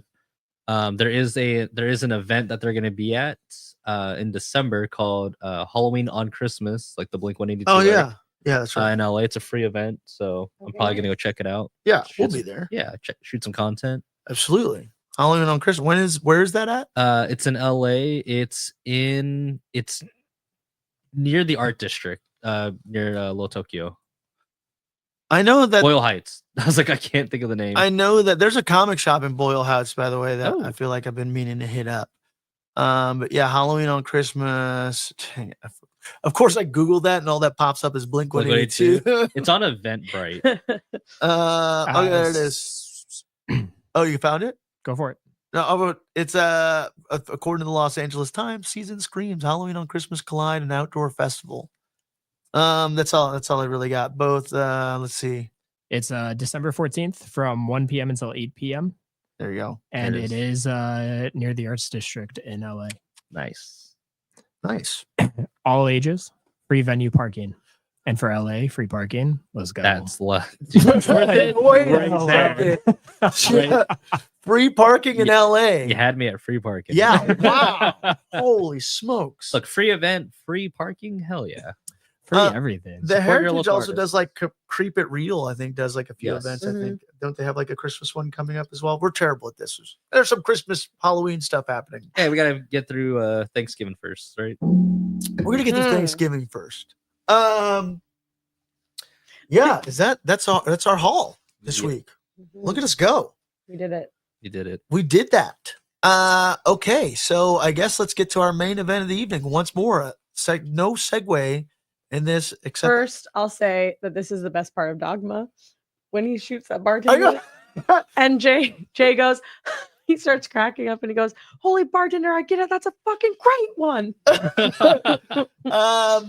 Yeah, a little Dogma playing in the background there. I don't know if you guys have noticed, we've kind of rearranged a few things. There's some new stuff happening here, but we're playing Dogma back there to celebrate Kevin Smith getting Dogma back. Yeah. Kevin Smith has There now was a- got Dogma rights. I think that because the Weinstein Company owned it for the longest Mhm. time. And I even remember I met him. He was doing an episode of Comic Shopping. Shout out to Coy and the folks at Collider. He was doing an episode of Comic Shopping, and he was at Golden Apple Comics. And Ryan texted me, he's like, "Kevin Smith's here." I'm like, "I'll be right there." And but he was talking about Dogma, and he's like, "That's like one of the movies that I don't own, and there's no Blu-ray." And Mhm. he's like, "Maybe I'll get it some point down the line if something happens with this Weinstein case." It was like in the midst of the Weinstein Mhm. case. And he got it back. And he's got it back, and it's my favorite. We talked about it. This is my favorite Kevin Smith. Yeah, movie. this is my favorite Kevin Smith movie. So- hands down, easy. I have the special edition DVD, hmm and then I have it here on VHS. And then behind me in this new little kind of corner thing that I have going on here, is some Sopranos playing, along with some VHSs of Celebrity Deathmatch that I don't know if you can see back here. And that VHS copy of The Substance. Anyways, once more, just quick reminder: when we wrap up here, we are going to be giving away our. There we go. You can hold it up. I know this copy of Barfly once more, signed by Ryan Brown, Jordan Bloom, Patton Oswalt, 3 of the 5 creators involved in this beautiful comic capsule. So if you are hanging out and like trying to win something, once more, all you got to do is just say anything. I don't know, just. We will Say pick, anything. just say anything. We will pick somebody here at random that we want to give books away to people who want them. If you want it badly enough, just let me know and we'll send this book to you in this comic capsule. Comic capsule send us free comic capsules, so we're giving away free comic capsules. And then, of course, I got to interview Patton and Jordan and Ryan were so gracious as to grant me an interview at Golden Apples Comics. Check that out on the channel. Let's let's jump into our comic of the week. At the end of the day, we are just simply a book club here at the Deeper Issues Nerdcast. Once more, bringing you a creator-owned comic. Iolanda, Zanfrandino, Elisa, Romboli. What's cool about this book, really quick, is the writer, Iolanda Zanfrandino, and the artist, Elisa Romboli, are both the colorist on this book. So when I looked up colorists, it's like, oh yeah, Eliza and Iolanda are actually the colorists. And then Iolanda Zanfrandino is also the letterer. So, and then of course, cover art by Elisa Romboli. I don't know if there's any variants for this book, Ty. Is anything? I looked it up. I didn't see anything. I want to say Dark Horse. I was trying to look it up. I feel like there, if anything, might be a ratio variant. I'm like double checking. Well, I want to say this was also a smaller print run book. And then the other thing about it is it's the first time in a long time of us doing this that I saw a book with ads in it. It has a ton of ads in it. Yeah. So it has ads in it for other Dark Horse books, which I'm also probably going to say maybe it has something to do with like a smaller press, like a smaller print run book. Right. Yeah, absolutely. No variants. But let me tell you, fan-fucking-tastic, this book. Yeah. A quick synopsis here from Dark Horse's website. The ability to touch someone and see both the best and worst moments of their life, be it past or future, means the ability to try to change things for the better. Such power can feel like a curse, especially if you're a teenage seer who thinks he has enough problems. Yeah. No variant. I know. Sorry. No variant on this one. I have no idea why, but once more, age rating 14 plus. So you have to be over 14 to read this. Sorry, 13-year-olds. Kick rocks. 32-page miniseries. I want to say this is one of 5. 5, yeah. Like I said, $4. Dropped today. Opening thoughts, guys, before we dive into this book. Oh my gosh. A lot of issues with your phone. Yeah, what's going on over I there? have problems. I'm just adjusting to my new space. I love it. It's beautiful. And the coloring is amazing. Really, I know, like, right? It's like this was a full effort here. I'm gonna pull up. We have this nice little side by side. Yeah, let's go through the book, and then we'll kind of go through all of our thoughts and feelings here. What I do love though is we can judge a book by its cover. I'll tell you though, in reading this book, I think we only met 3 people. We only met 3 out of these 7 people on this cover. Well, yeah. Am I wrong? I've never met that goose. I've never met that goose. Yeah. What's like? You don't know Goosey? Yeah, I know. We've never met that person. That goose in a bow tie at that. Yeah. Yeah, short hair girl in the beanie, and then pancake lady. Yeah. No, the short hair girl's in the comic. Oh my gosh, I'm pulling stuff out over here. That's what's going on. I think it's really fitting with the name that we haven't met most of them. Yeah, because you've never heard of me. You've never heard of this podcast. That's what we did. Oh, okay. Yeah, you do meet the. So it's the first girl that he. We'll get to it. Okay, all right, we'll get into it. We just don't know the goose and the pancake lady. Yeah, and the lady holding the goose. And the lady holding the goose. Yeah, we got there, right? We got Yeah, we got there. We always get there. actually before, how would you guys pitch this book? How would y'all describe this to somebody who's never read a comic, or if you're pitching this comic to somebody, what would you say? Aside from the synopsis that I just read that was written on I know, I was Dark like, Horse I can't cheat. no, you can't cheat on this. So what I really liked about the book is the coloring. It reminds me a lot of Well, the story though, how are you pitching this story to somebody, this concept? definitely like a coming of age story where, I mean, it's not like a trope, but like a, coming of age story where you're given responsibility, right? And it's like how you handle that responsibility. Mhm. So it's like a true, to me, when I was reading this, it's like, wow, this feels like a traditional, and then there's nothing wrong with it. I actually really, really like that, because there's the twist of the powers and everything of like, They got the shining going on. yeah, like that, you see a lot of like, I feel like in today's era, we see a lot of like kid superheroes, right? Like the young Avengers that they're trying to do. So it's like, oh, I'm discovering my power. And it's like, this is like real issues. Yeah. And it's like, it's deeper than, oh, I can shoot lasers out of my eyes. It's, I can control people's destiny. And that's haunting, especially when someone's, Well, people going control through. their own destiny, but I can guide but I can guide people you. Yeah. to the right. And you're having Nice. someone that's not fully mature doing this for people. Yeah. So yeah, that's how I describe it. Yeah. Definitely greatness thrust upon, or major responsibility thrust Yeah. upon, a person that you're not sure if they're ready for or not. How would you describe the book, Diddy? How are you pitching this? I don't know. It's like Casper and Spider-Man.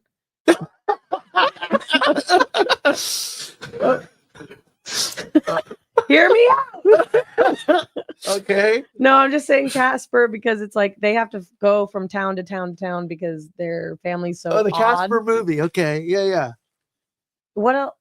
What else would it? There's I don't know. There's a Casper Casper. show. Casper Oh yeah. Well, I cartoons. just mean Cat from Casper. Okay. Yeah. Her and her dad have to move from town to town because he doesn't really have abilities, but he's like trying to communicate with the dead. Yeah.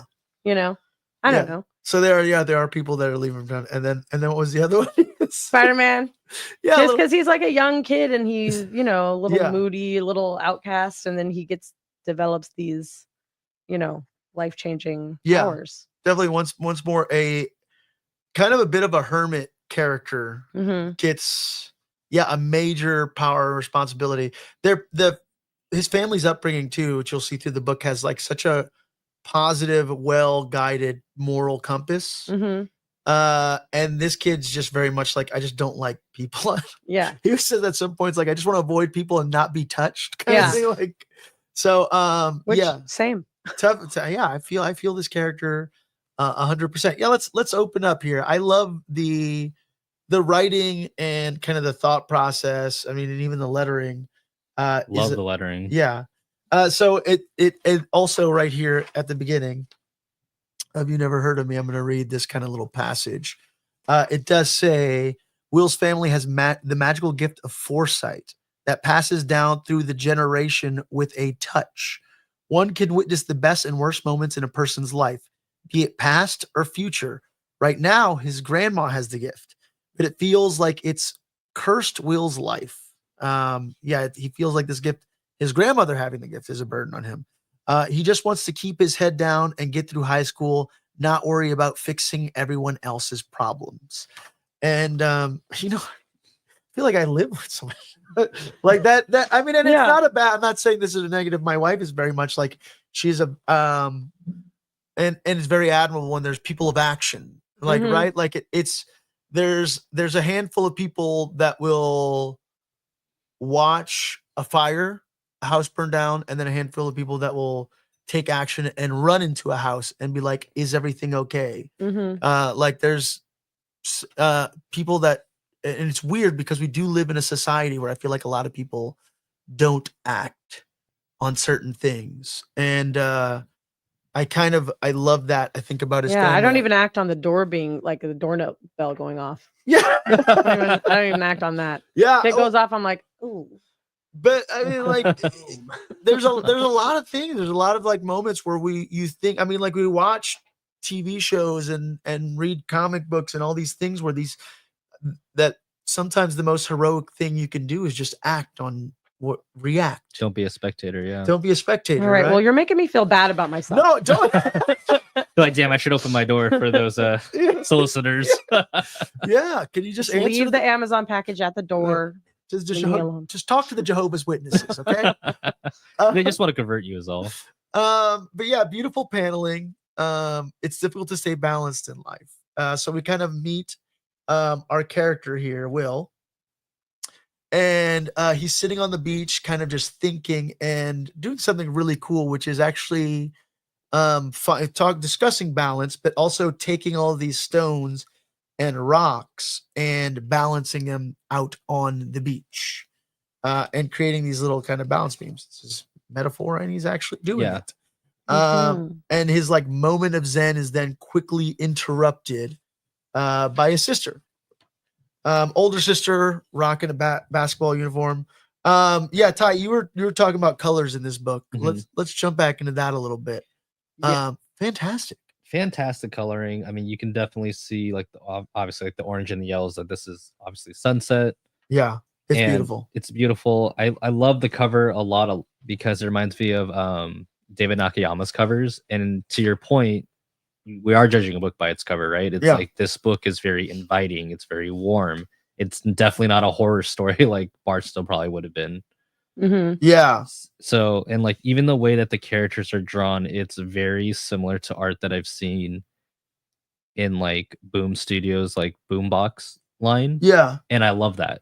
Were you gonna say that this feels a little YA-ish? Yeah. Yeah, right? A little bit. I mean, I'm not saying that negative. Yeah, I'm not saying that negatively. Not at all. Again, 14 and up, right? The cover looks like any one of those shows that I'm definitely watching. Yeah. Yeah. I'm watching the show. Come on, Netflix, get on it. And I love the tones that look. Again, I'm not like a color expert like Alma or Allison, but like I love the juxtaposition. We have like the darker purple and pink of our protagonist, right? And then we have like the sister who's kind of blending in with the background with like the reddish pink jersey. Yeah. So just to kind of like say, hey, Will is out. He's a character that's out of place. Like he feels out of place, but he's finding that balance. Yeah, he is. There's a nice little kind of contrast between the two. Lettering is also like knowing that they're just like two people that did all of this. Makes me love it even more because I do feel like the lettering is amazing in it. Yeah.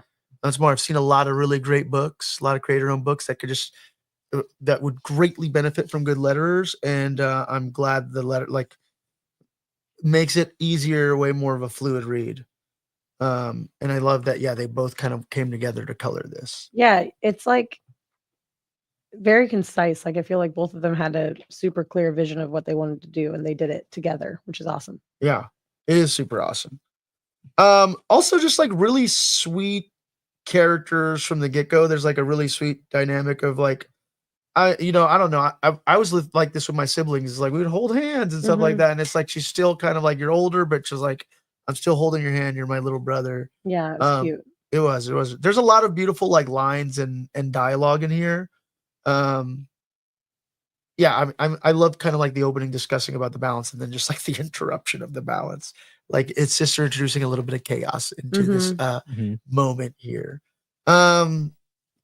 Yeah, anything stand out here before we move on to the next panel and get into the origin stories on what this family is?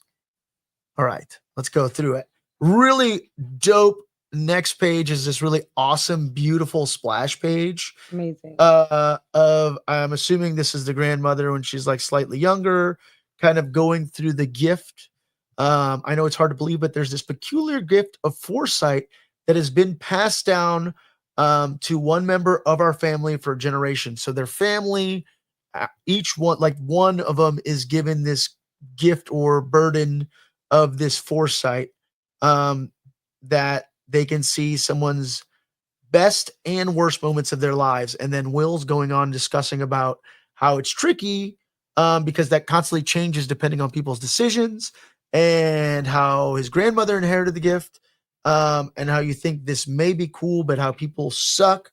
And their grandmother's been accused of being crazy, being a witch. The people want to monetize her gift. People who hated being judged become aggressive to her. People who are just badgering like Bruno. her. Yeah, just like Bruno.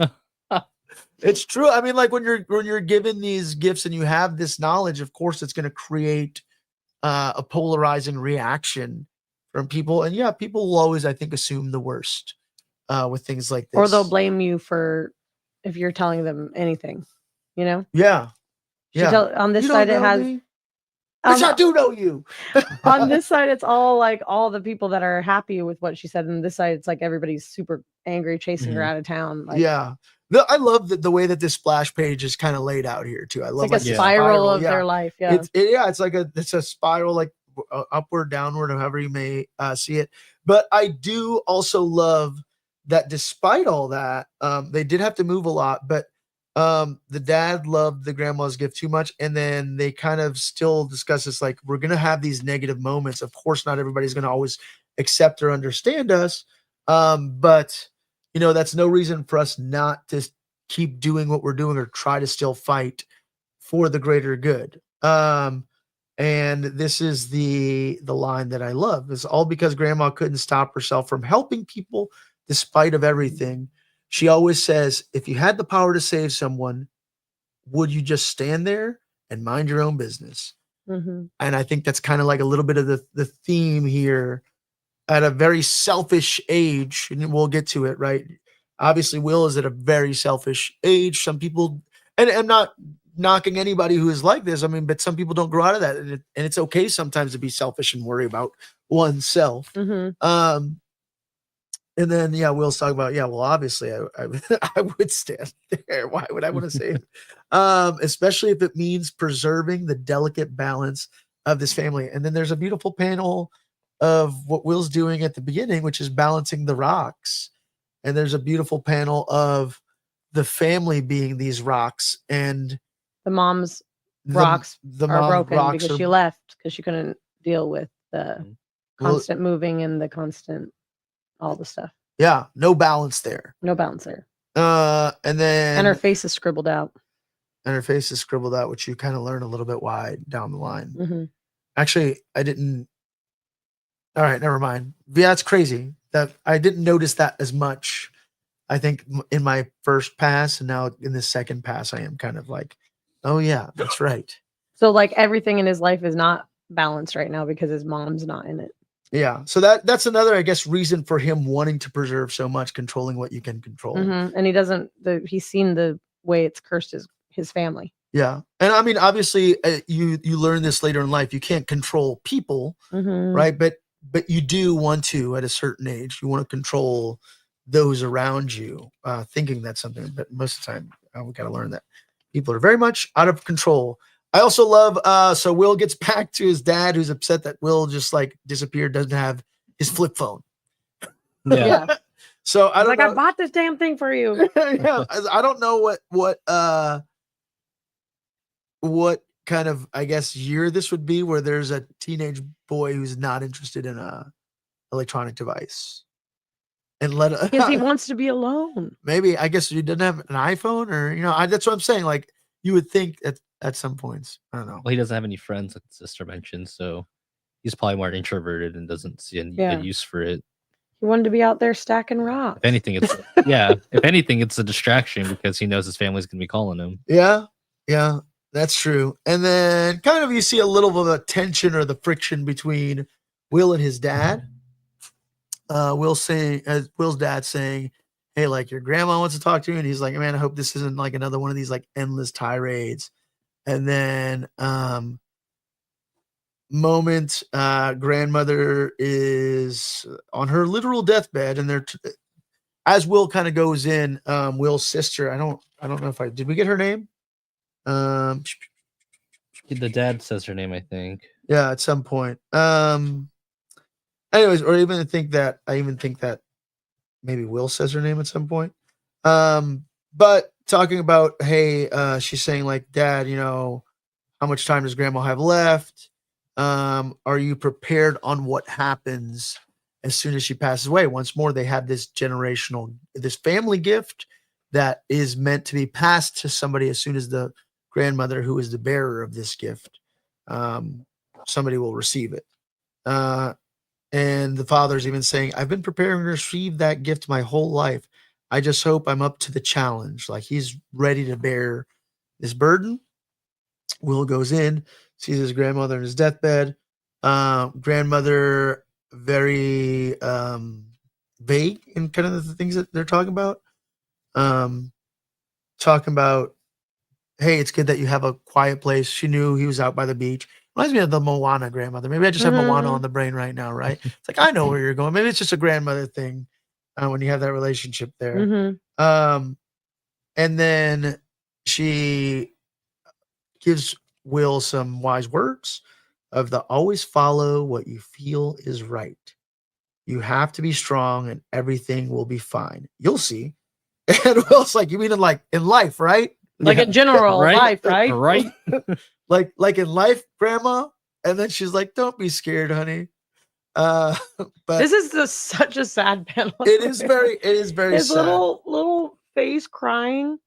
Yeah, I cried. it is. Did you? This part where he gets all sad, I went, baby. And Sean went, what's wrong? And I was like, I was just reading a sad comic book. What the hell? Thanks a Little lot, bit of Pablo. levity. I need a little levity. The ones that you guys think have levity, I'm like, this is really sad. Yeah, it is.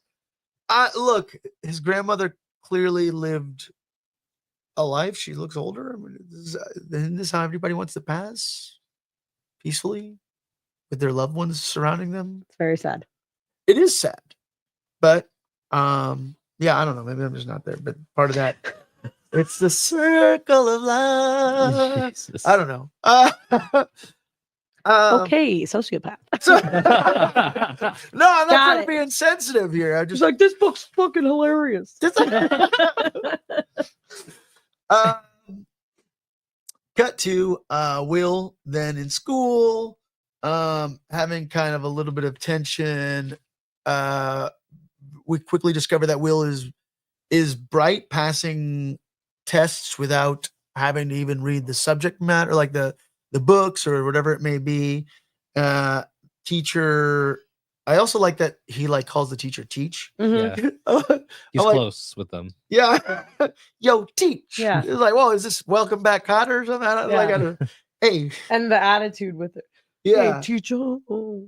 I'm not Okay. stopping you, Teach.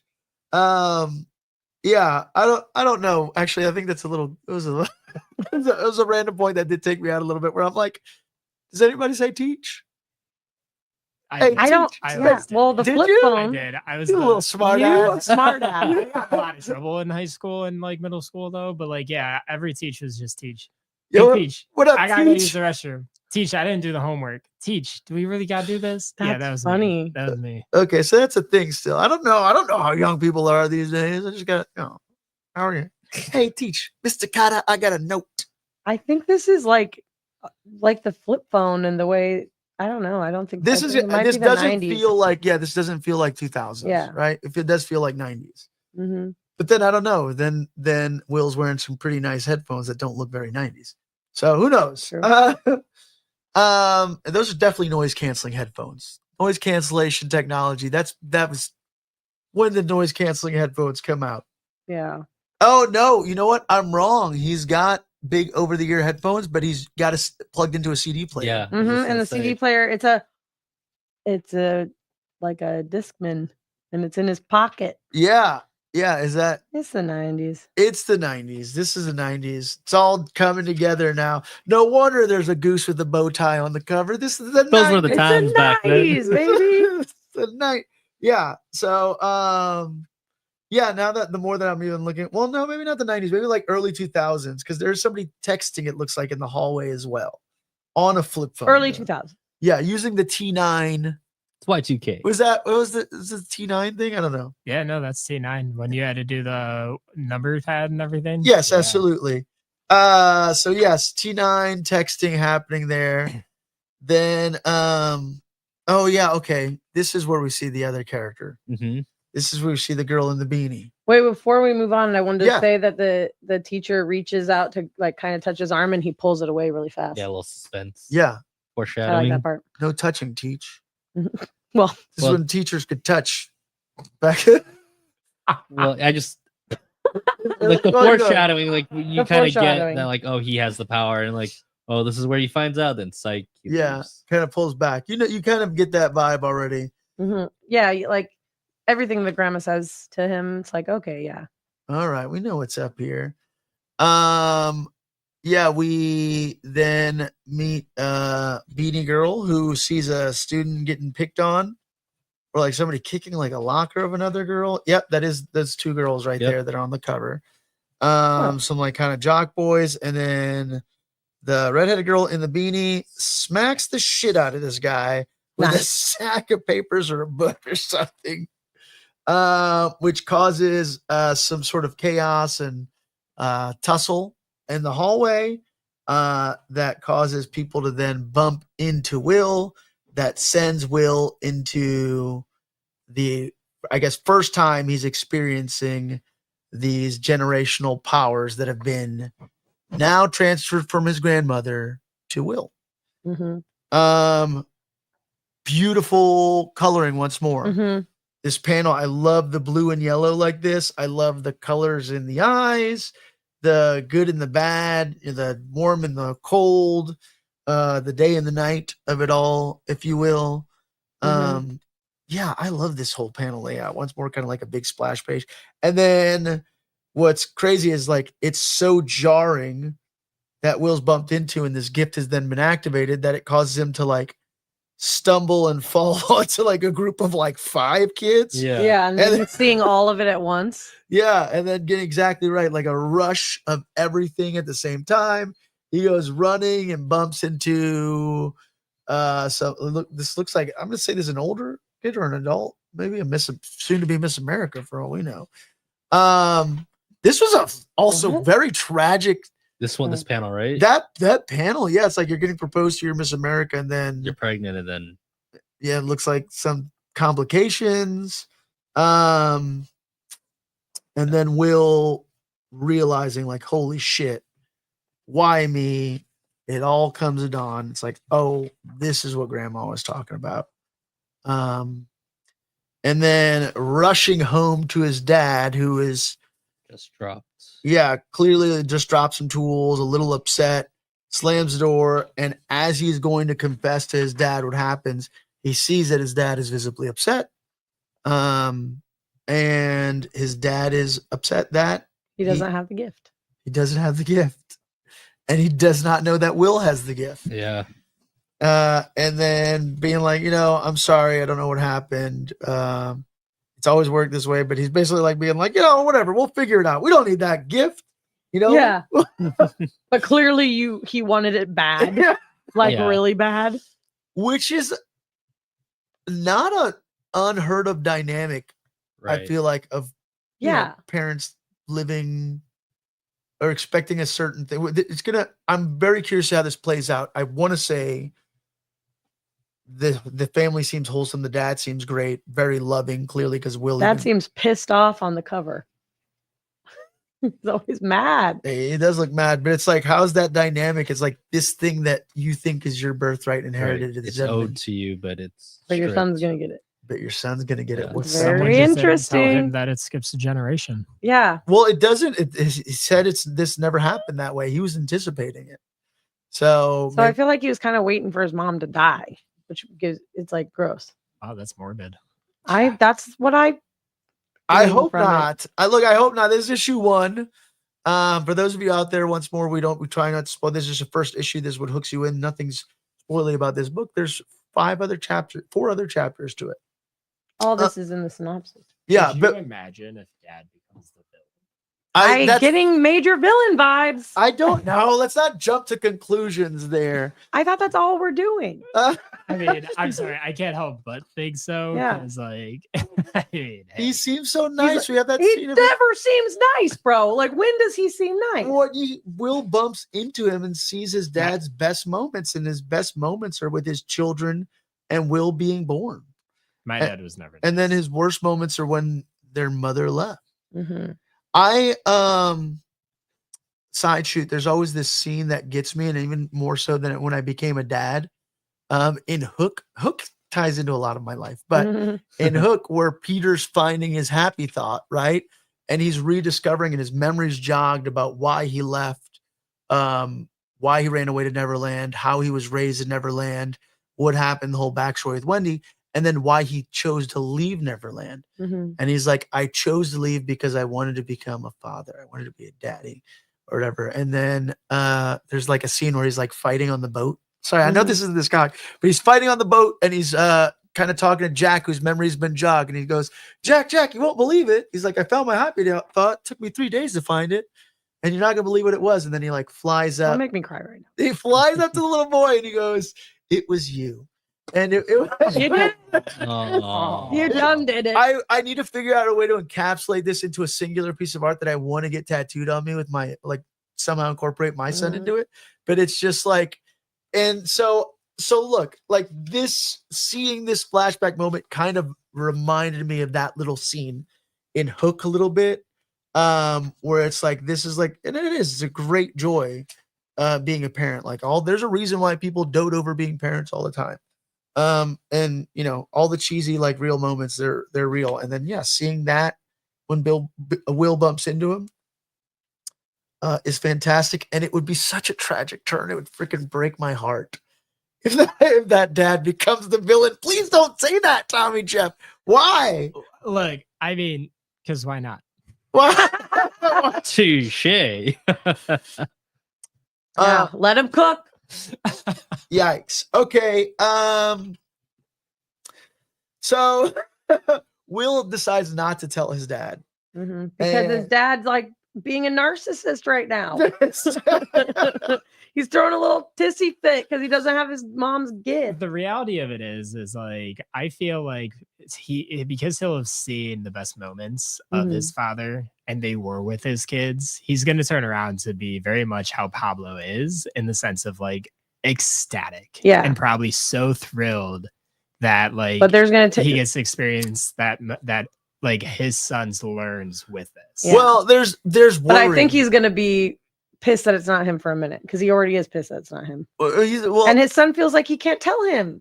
But also his son, like his dad's kind of like, what am I Hello? going to do with him? There's a certain kind of worry, and like, you know, I guess as a parent, all you basically do your whole life is kind of train your kids to make decent judgment calls, right? Like, it's like at some point you're completely autonomous. All I can do is hopefully give you all the things that you need to make the right judgment calls. And hopefully I think that's something with his parents. But yeah, closing lines of the book are, well, it looks like I can't tell anyone. And as expected, I can't see anything about me, or even in the mirror. Like, that's the problem with this gift, is you can't see the worst or best within yourself. That changes. Fuck, that's going to change. That's why they threw that in the synopsis. That is going to change. His dad could become a villain. That would really suck, man. That is like, okay, for me, the dad from the very beginning is very angry with his son all the time.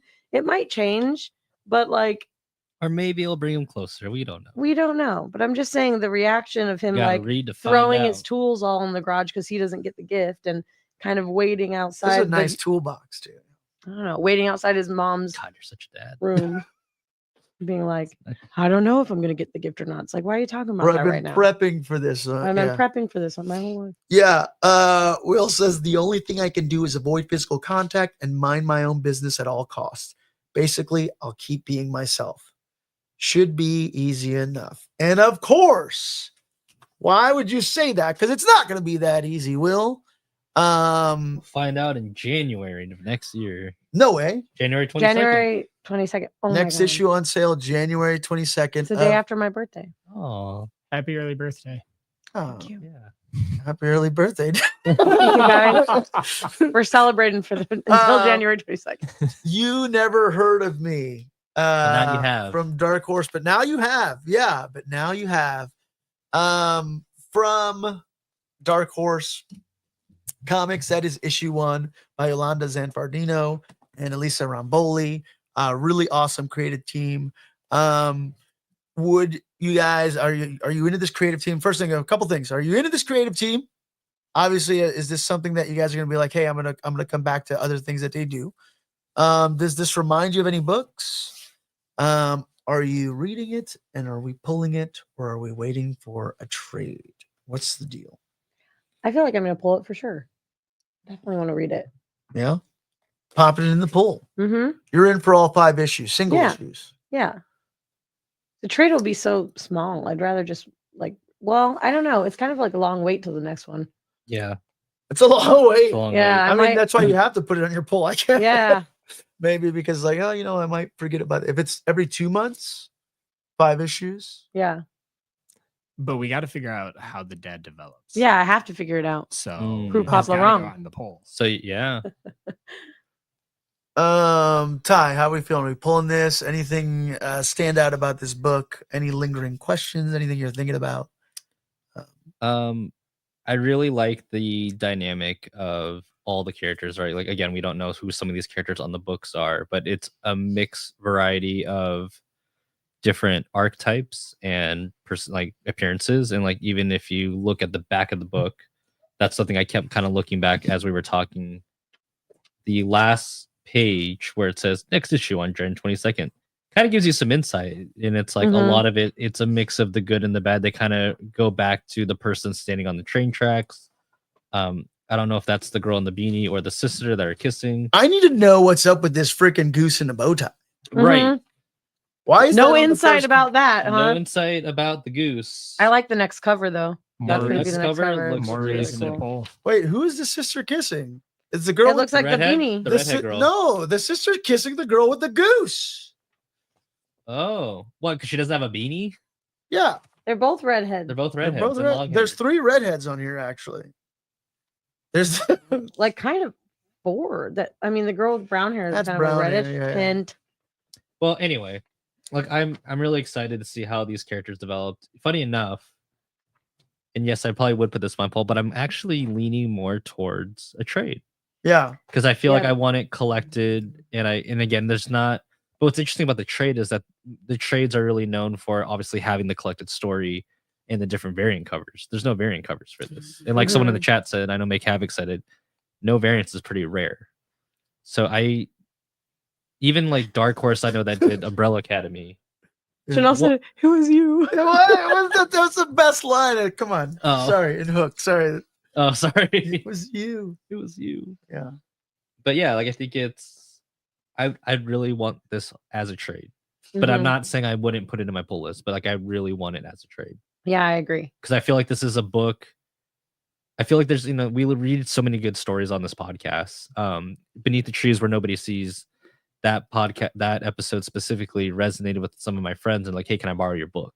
hmm And I feel like this is a great introductory for me to like, hey, I don't really read comics. It's like, cool. If you don't want something gory like Beneath the Trees, check this out. Yeah. This is like, I know there's a lot of people like within my friend group that would love this. And hopefully, they pick this up and they add it to a pull list and maybe they start a pull list. But at the same time, like I kind of want this collected for like my niece and nephew as they get a little older. Yeah. Absolutely. Yeah. Yeah, this is cool. This is something that you can also still share. There's a wholesomeness Yeah. but I don't know. We'll see how it develops. It could Mhm. start this way, and it could turn into something much Maybe darker. the mom comes back. Oh my gosh! Maybe All right. she's the villain or she's the hero now. I to warn you. That's right. I am pulling this because I want to. It's a smaller press book, and I love everything that this creative team has done. Yeah. I love that they are so teamed up that they collaborated on the coloring. I love the art in it. I want to see more from them.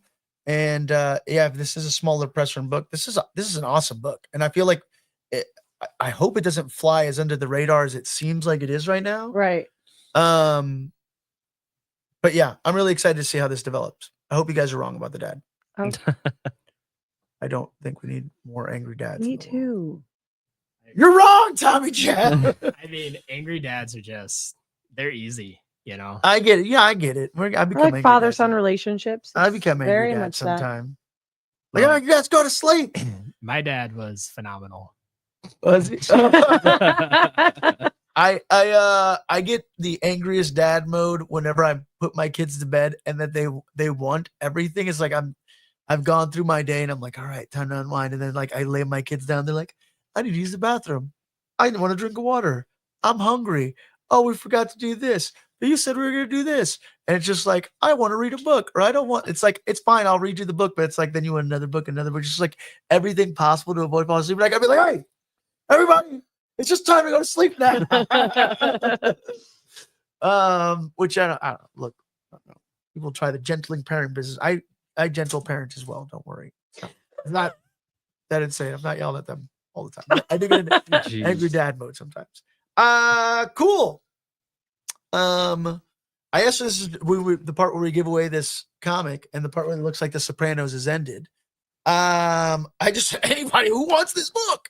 If not, we can also wait. If there's nobody in the chat immediately that feels like, hey, I love Barfly, this book is up for grabs. But if not, we can wait. We will post this entire episode tomorrow, and whoever comments on wanting that book, go ahead and leave a comment and a share, and we will send you that book. Because I don't think anybody right now in chat is jumping out. Interested. Are you? What the hell? I'll take it. I was like, I'm about to open my chat. No, people are participating and yeah, it was like, this is not Olivia. Yeah. Not Olivia. Yeah, no. Hey, Chanel. Live Julie. It looks like they want this book. No, that's cool. Let's leave this up in the comments where this book is up for grabs, folks. I know it, share it. Yeah, like and share. All you have to do is like, share, and add a comment to it. If you want this copy of Barfly, we'll be giving it out, and we'll announce this on Friday. Last week, Brand John won that Beneath the Trees variant, which is being sent out to him. This week we'll leave it a little bit longer, an extra day, because there are people I do know that tune into the podcast the following day and don't always catch the live feed. But hey, here we are. We're giving it out. It could be yours, Barfly number 1. Anything else before we wrap up, folks? Oh, actually, I need something, but you guys have anything before we wrap up? No. Oh, okay. All right. Really quick, this Saturday, coming up, I know Ty is going to be out of town. Golden Apple Comics is going to have their 45th anniversary party. Oh, wow. I think from 12 to 5 on the corner of Melrose and La Brea. I will be there. I don't know if Olivia is going to be there. What day? Saturday. Oh, no. I know Ty is going to be out of town. But Tommy Jeff? I go back to work this weekend. Okay, Tommy Jeff will be back in prison. And well, I'll be there. Damn. I'll be there. Say what's up. I'll have stickers. Once more, I'm a heavy advocate, and I love Golden Apple Comics. That's my favorite comic book shop in possibly the world. And we'll be there celebrating 45 years of that historic shop. They got new merch. They got some dope new merch. Go check them out on Instagram. A lot of the cool content that you see made on the Deeper Issues Nerdcast is in thanks to Golden Apple Comics. So I'm going to just load up on all the merch that I probably can. Anything else? Anybody? Okay. What, Ty, are you okay? Yeah, I'm good. Are you good over there? Yeah, I'm watching the Dogma. Are you good, dog? Dogma. All right. Well, guys, until next week.